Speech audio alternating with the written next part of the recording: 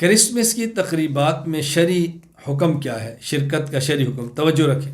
Christmas یہ عیسائیوں کی مذہبی تقریب ہے، عیسائیت کا مذہبی تہوار ہے، اور کسی غیر مسلم کے مذہبی تہوار میں شرکت کی مسلمان کے لیے اجازت نہیں ہے۔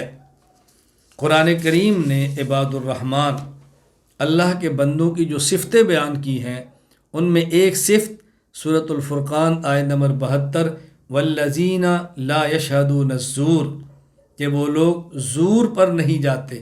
زور کا معنی جھوٹ بھی ہے، اور زور کا معنی بعض مفسرین نے غیر مسلموں کو تہوار بھی لکھا ہے، کہ وہ غیر مسلم کے تہوار کے اندر شرکت نہیں کرتے۔ یہ اللہ کے بندوں کی علامت اور نشانی ہے، بچنا چاہیے۔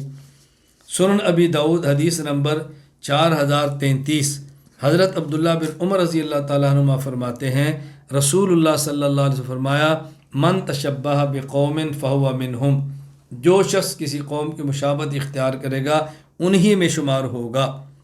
کنز العمال حدیث نمبر 24730، حضرت عبداللہ بن مسعود رضی اللہ تعالیٰ عنہ فرماتے ہیں کہ رسول اللہ صلی اللہ علیہ وسلم فرمایا، من کسر سواد قوم فهو منہم ومن رضی عمل قوم کان شریکا فی عملہ۔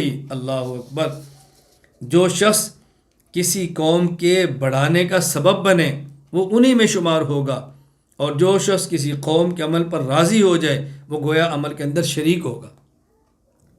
یہ تو رضا پر شریک ہونا فرمایا، اور جو عمل میں شریک ہو جائے بتائیں وہ کتنا بڑا مجرم ہوگا۔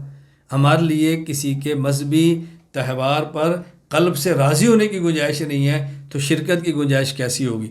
اس لیے میں دنیا بھر میں بسنے والے اپنے مسلمان بھائیوں سے، اپنی مسلمان بہنوں سے گزارش کروں گا، کسی بھی غیر مسلم کے مذہبی اور دینی تہوار کے اندر شرکت سے گریز فرمائیں۔